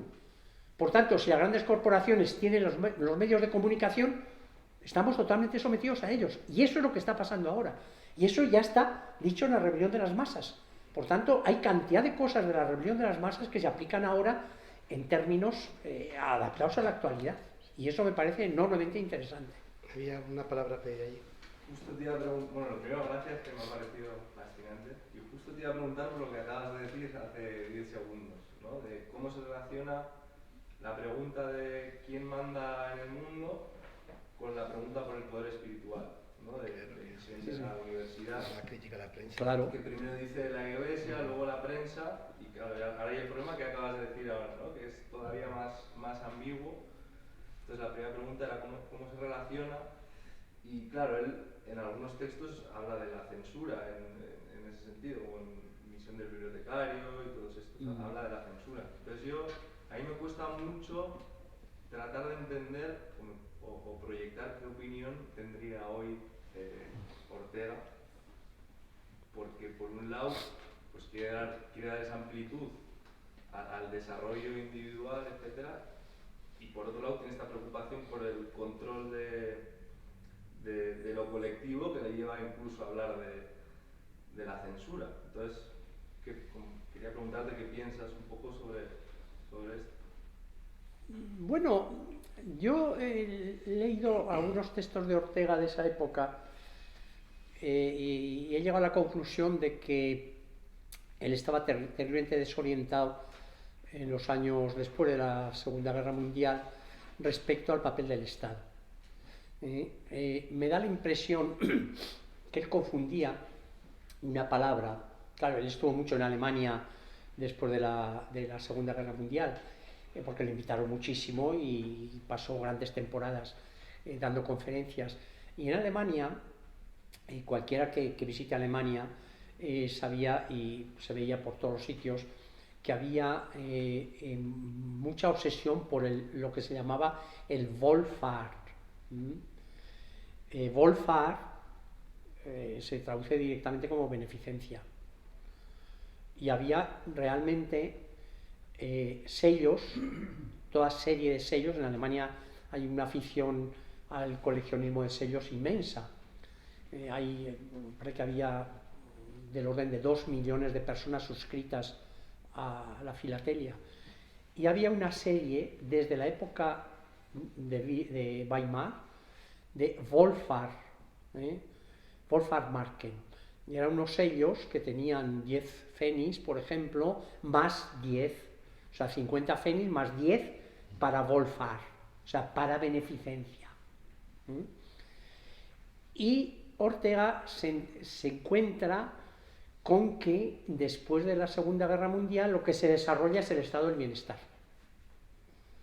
Y él lo confunde con el estado de beneficencia. Y un momento dice, lo que menos se le podía pedir al Estado, que se convierta en un estado de beneficencia. Claro, está traduciendo Wohlfahrt, pero realmente no se ha enterado lo que es el estado del bienestar. Y no llega a concebirlo, en mi opinión. Por tanto, claro, visto desde ahora, sabemos perfectamente que el estado del bienestar es el resultado de la Segunda Guerra Mundial, pues para que no triunfe el comunismo frente a Rusia, que estaba perfectamente organizada. Es el mínimo que se pudo hacer en Europa para que no se desarrollaran los partidos comunistas, o en Italia, por ejemplo, ¿no? Pero de hecho, si controláramos bien las grandes corporaciones y organizáramos bien el poder, el estado del bienestar es absolutamente ideal. Claro. Entonces, y esto Ortega no lo llegó a comprender, porque andaba ahí que el Estado es el que realmente nos puede ayudar a desarrollarnos personalmente por poder disfrutar de los medios culturales que la propia sociedad, el propio conjunto colectivo pone a nuestra disposición. Ahora, la condición de eso es que la socialdemocracia fuera real, porque la socialdemocracia funciona pues porque permite a las grandes corporaciones hacer lo que hacen, y nadie se atreve a ponerle el cascabel al gato, ¿eh? Ahora, el tema es ese, y el tema es que nuestra sociedad, claro, como hay mucha gente que además se deja influenciar por los medios de comunicación, que es propiedad de las grandes corporaciones, pues nos controlan totalmente para que siempre se produzca pues el ridículo o la cosa más contradictoria que se produce de que las clases trabajadoras voten a quienes les esquilman. Y esa contradicción se da en Alemania, por ejemplo. Pues en Alemania es de lo más llamativo, que la CDU tiene peso, se basa en los trabajadores fundamentalmente. Bueno, y en Estados Unidos no te digo nada. O sea, es que es general. Claro, ¿por qué? Pues yo creo que la capacidad de control que tienen las grandes corporaciones a través de los medios de comunicación es tan brutal que realmente pues, generan individuos aptos o adaptados a ese voto. Esa es mi visión, pero bueno. No hay ninguna palabra pedida. Voy a polemizar con una. ¿Hablo yo o quieres hablar tú? Si me permite, los libros arden mal. Se llama Manuel Rivas. Manuel Rivas. Está mirando en internet. Los libros arden mal ese libro. Es muy bueno porque coge muy bien el capítulo. Es muy bueno. Bueno, iba a decir, bueno, yo ahora hablaré sobre la conferencia como tal, pero antes una puntualización. Yo no creo que Ortega confunda beneficencia con bienestar, con el estado de bienestar. Lo que creo es que Ortega ve el tema más complejo porque ya hay pistas en la rebelión de las masas sobre cosas que el proyecto de civilización europea, etcétera, a su juicio puede estar haciendo mal. Recordemos que el perfil del hombre masa tiene algo del heredero, la figura del heredero, que es el que se encuentra las cosas resueltas, y tiene algo del niño mimado, y el niño mimado es el que formula el deseo y entonces el Estado tiene que correr a resolvérselo. Es decir, que Ortega tenía una visión más compleja es decir, veía probablemente, si él conociera el estado de bienestar como está ahora, probablemente vería las sombras que tiene también el estado de bienestar. Es decir, no vería solo las luces. Yo no entro en los análisis políticos que has hecho, que me parecen impecables, y todo lo de las corporaciones, yo no voy ahí. Estoy planteando una cuestión estrictamente antropológica. Es decir, que el ser humano, en la dialéctica necesidad-deseo, es posible que si las necesidades materiales, perentorias, tienden a cero porque están todas resueltas, es posible que nuestra capacidad de decisión, de esfuerzo, etcétera, etcétera, se vaya al garete. Ortega lo dice en bastantes sitios. Dice, cuidado que prescindamos, que desaparezca, que controlemos la necesidad, no es una buena cosa. El mayor peligro el Estado, ¿no? Claro, y luego además el mayor peligro el Estado. O sea que eso es un matiz simplemente con respecto a tu elogio, creo que desmedido, del estado de bienestar. Pero yo quiero hacer ahora un elogio de tu conferencia, porque a mí me interesa muchísimo, entre otras cosas porque le he dado forma a una sospecha que yo tenía hace tiempo. Y la sospecha, ¿por qué Ortega no publica Aurora de la razón histórica y el hombre y la gente? Los dos mamotretos que él está hablando desde los años 30. Y creo que la clave la acabas tú de dar. La Aurora de la razón histórica lo habría podido editar en cualquier momento. De hecho, además, Rodríguez de Huescar lo rehace, ideas y creencias, tal. O sea, los capítulos están troceados. Eso lo junta y le sale. Pero ¿qué es lo que no le sale? El hombre y la gente, porque le falta la parte de la articulación de la vida individual con la vida colectiva. Ese es el trasfondo de lo que tú has enseñado. Claro. Es decir, que no termina de hacer una teoría de la vida humana como vida colectiva. Claro. Eso es lo que no encontramos en Ortega. Y sobre todo no encontramos tampoco posible teoría de la vida colectiva coordinada con una teoría de las instituciones. Claro, son esas tres cosas: la vida individual articulada con la vida colectiva y la vida colectiva articulada con las instituciones que controlan la vida colectiva y en última instancia la vida individual. O sea que, y yo creo que Ortega no publica, no termina de eso porque él no termina de resolver el problema de la vida colectiva. Yo creo que ese es el agujero negro de la filosofía de Ortega. A él le faltó tiempo, seguramente. Si hubiera tiempo y salud, si hubiera tenido 5 años más, pues seguramente lo habría hecho. Sí, estoy totalmente de acuerdo y además muy bien. Tú has mostrado eso muy bien. Un punto más allá de que Ortega la vida colectiva siempre la considera, y en todas las conferencias lo repite, como el ser humano mecanizado, autómata, por tanto desalmado, es la frase que usa, pero a la vez dice algo que dice, es que si es eso, solo eso son rasgos solo negativos, pero se olvida efectivamente de los rasgos positivos.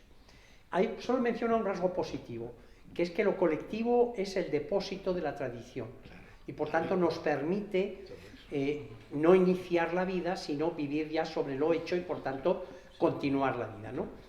Pero hay otro punto que es muy interesante, que dice, si hubieras tirado de ese hilo, habrías llegado a una teoría de las instituciones. Porque dice, la organización, en esa decisión que os he comentado, que se toma en la época de Bismarck, de organizar la sociedad, lo colectivo, y hacer que lo colectivo funcione como una máquina, dice, cualquier error que haya en el funcionamiento genera una catástrofe. Pero claro, y además pone el ejemplo, os he comentado que en el artículo del 35 sobre la vida alemana hace el comentario y el mismo ejemplo lo pasa al curso de Argentina, y además con el mismo ejemplo, que es un poco cómico, porque es un guardia de tráfico en Sevilla que se pone a dirigir el tráfico y de repente pues le da lo que sea y dice, esto no puede, coche para arriba, coche para abajo, no puede. Y se va. Efectivamente. Y el mismo ejemplo, y además con el mismo tono andaluz, lo transfiere al curso de Argentina. Y claro, y lo que menciona es la catástrofe que se produce, porque efectivamente es una catástrofe. En la época de entonces, pues no había muchos coches, pero imaginaos ahora que efectivamente se rompe un semáforo y el follón que se organiza. Y además la catástrofe es que puede ser en vidas humanas.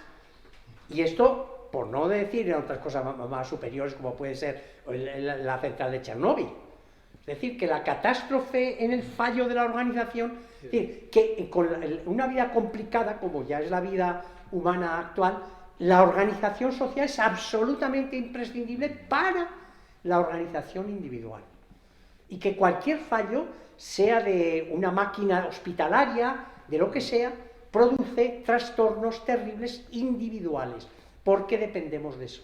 Y Ortega, efectivamente, este punto no lo desarrolla, cuando es fundamental, y no se puede insistir tanto en la parte negativa de la dominio de lo colectivo sin poner también las ventajas que tiene. Y Ortega se olvida de estas ventajas que tiene, que son obvias. No me había pedido la palabra. Sí, bueno, muchas gracias, Javier, por la conferencia. Dos preguntas muy breves. La primera es, ¿qué importancia crees que tiene esta conexión del hombre y la gente con la rebelión de las masas, ¿no? ¿Qué podría aportar, digamos, como novedad o como desarrollo quizás, ¿no?, de esa teoría de la vida humana para comprender mejor la rebelión de las masas? Y la segunda, ya no solo para la rebelión de las masas, sino para la reconstrucción, digamos, de la filosofía de Ortega, más en general. Me acuerdo, por ejemplo, que lo hemos comentado otras veces, de Granell, cuando dice que el concepto de nostridad, que Ortega menciona solo 3 o 4 veces en El hombre y la gente, sería un concepto fundamental para reconstruir el sistema de Ortega, así tal cual, ¿no? Justo por lo que apuntaba Pepe también, de esa teoría de la colectividad, la intersubjetividad. No sé cómo lo verías. Bueno, lo primero, si os he dicho que yo no terminé el libro de la rebelión de las masas, que tengo escrito pues yo creo que 250 o 300 páginas a máquina ya, es porque no entendía la clave de esa teoría de la vida humana gritada y la nosología. La nosología es relativamente importante, porque es la crítica a la modernidad. La crítica a la modernidad que hace Ortega desemboca realmente en el dominio de lo colectivo y por tanto en la rebelión de las masas. Pero la otra teoría era más compleja y realmente pues yo conocía la rebelión de el hombre y la gente, la teoría de Ortega, el hombre y la gente, pero no la conexión. Entonces, ¿en qué sirve? Pues sirve en que el concepto, la insistencia que hace Ortega en el concepto de lo colectivo, la importancia que tiene lo colectivo, importancia y además ineluctabilidad que tiene lo colectivo. En la vida humana es lo que permite el exceso de lo colectivo, el vaciamiento de la individualidad y por tanto el hombre masa.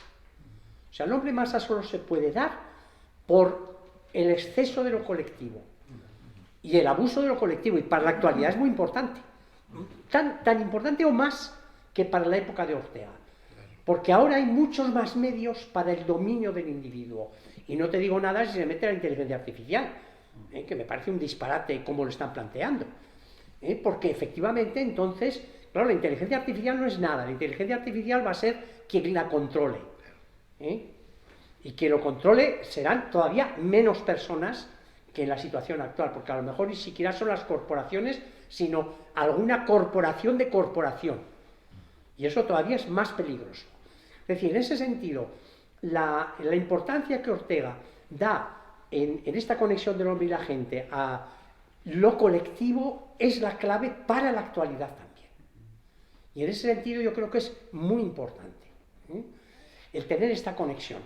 Porque además Ortega, en todos los temas, los textos que he mencionado, dice, la caza, la pieza es el concepto de lo colectivo.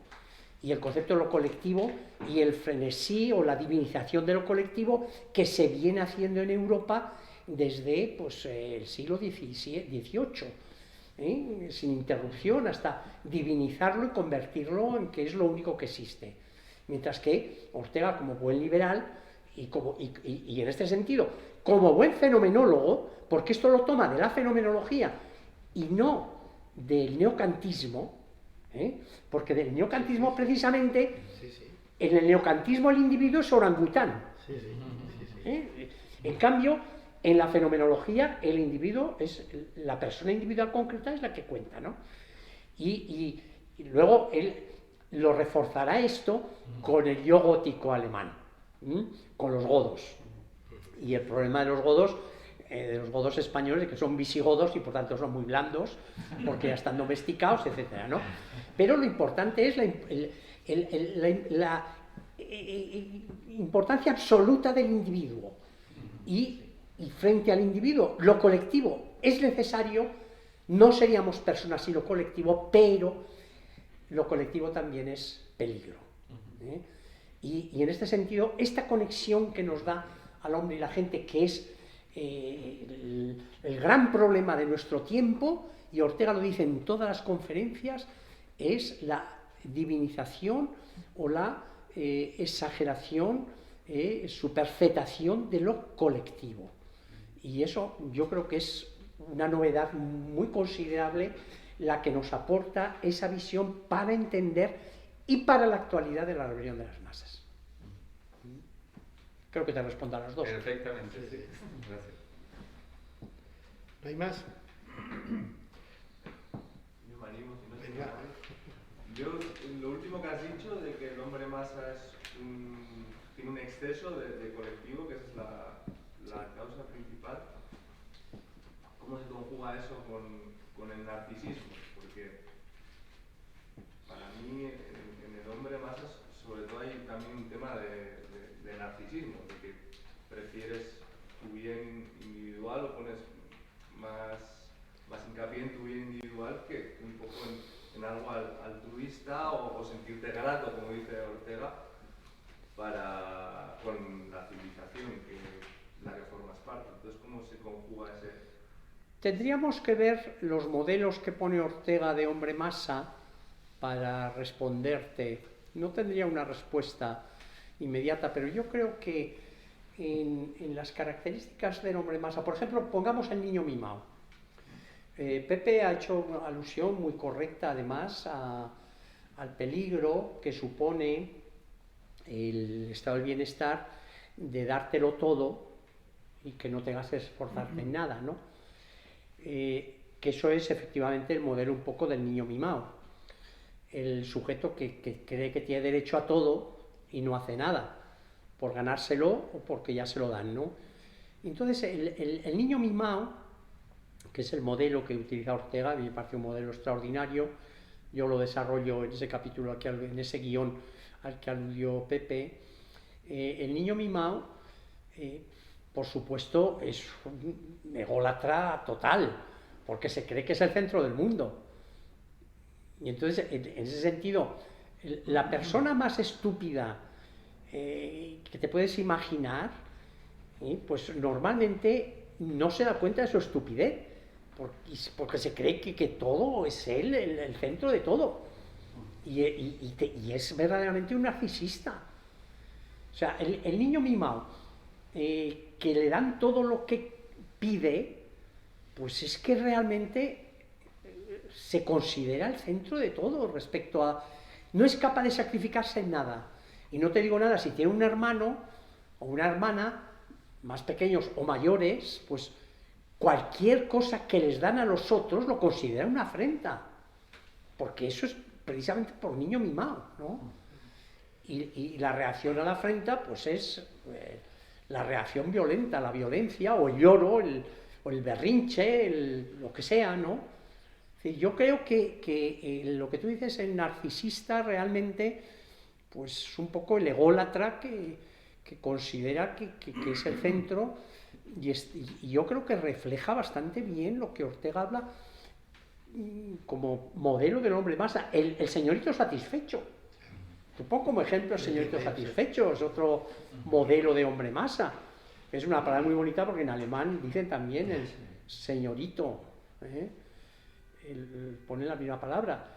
Y claro, el señorito satisfecho, y además al poner la palabra señorito, pues nosotros nos tenemos que imaginar un hijo de una clase alta, normalmente aristócrata, que no ha hecho nada en su vida, pero que se dedica a disfrutar de lo que le dan sus padres, ¿no? Claro, a esta persona absolutamente nadie le podría llevar la contraria en nada. Él se cree también que es el centro del mundo y que merece todo, ¿no? ¿Con quién cree que usted que está hablando? Hombre, yo creo que hay, lo que tú dices, hay cierto elemento narcisista en estos modelos. Ya el del bárbaro no. Puedo añadir una cosa, que hay una conexión que la estableció nuestra amiga Marta Campomar. Pues Marta Campomar lee La rebelión de las masas como inspirada en la experiencia argentina de Ortega. Y entonces, ¿dónde está la conexión? En un texto que es del 30 también, El hombre a la defensiva. La teoría del guarango, el argentino, el argentino, que además ahí, en ese texto del hombre a la defensiva, es descrito en términos de narcisista. Ahí emplea Ortega técnicamente el concepto de narcisismo para aplicárselo al argentino. Entonces, Marta Campomar señala que Ortega escribe El hombre a la defensiva muy poco antes de que el primer momento de populismo en la historia de Occidente se produzca en Argentina, claro, que para eso inventaron ellos el populismo, estaríamos buenos, ¿no? Pero, y que es con el, es que no me acuerdo ahora porque no me refiero a Perón, me refiero a este otro...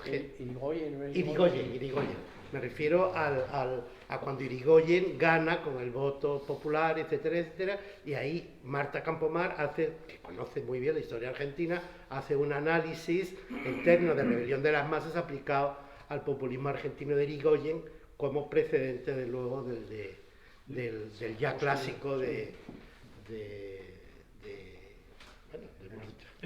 Perón.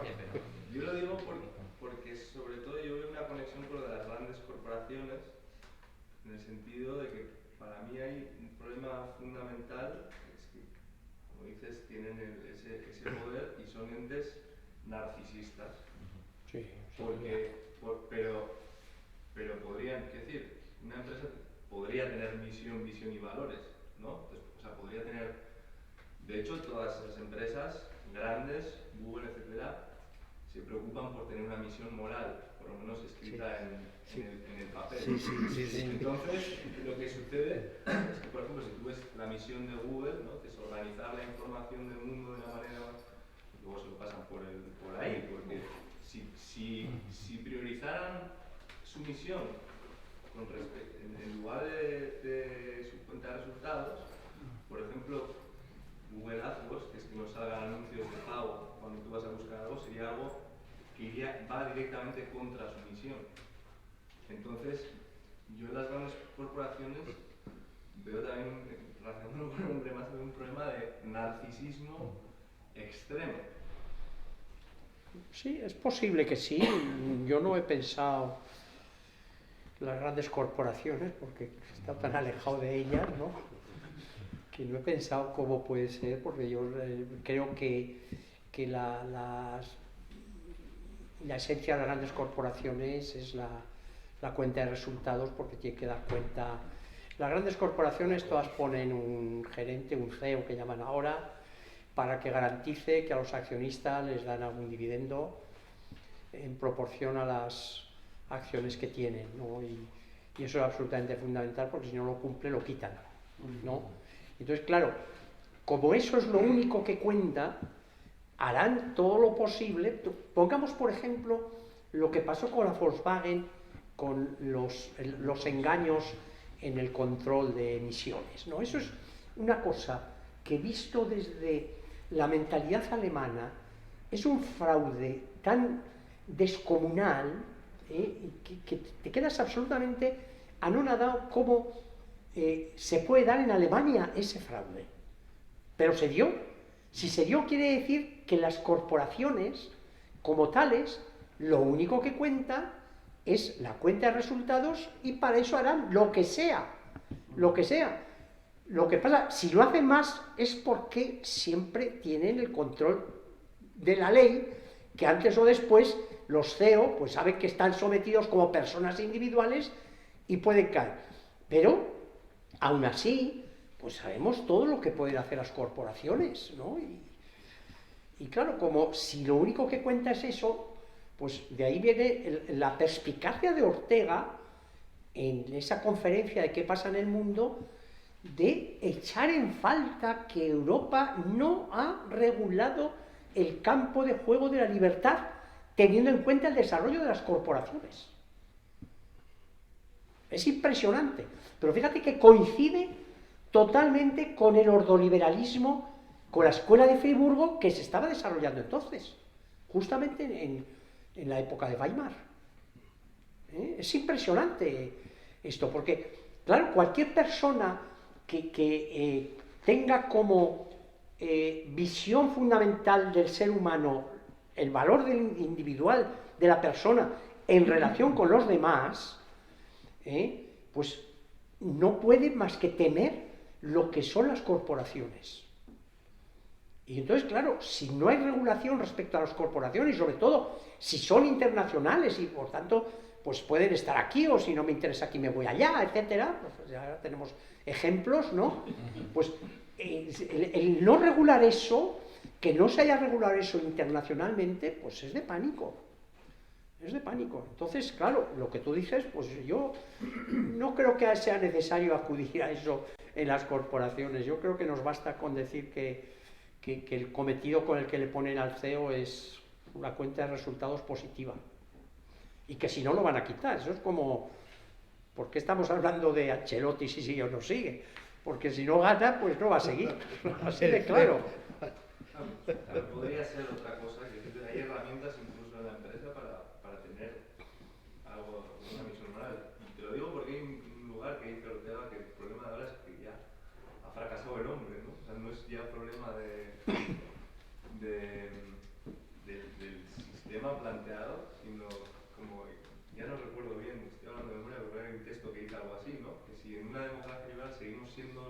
narcisistas, por decirlo de alguna manera, no lo dice así obviamente, me refiero a la idea, como que ya el problema es que ha fracasado el hombre.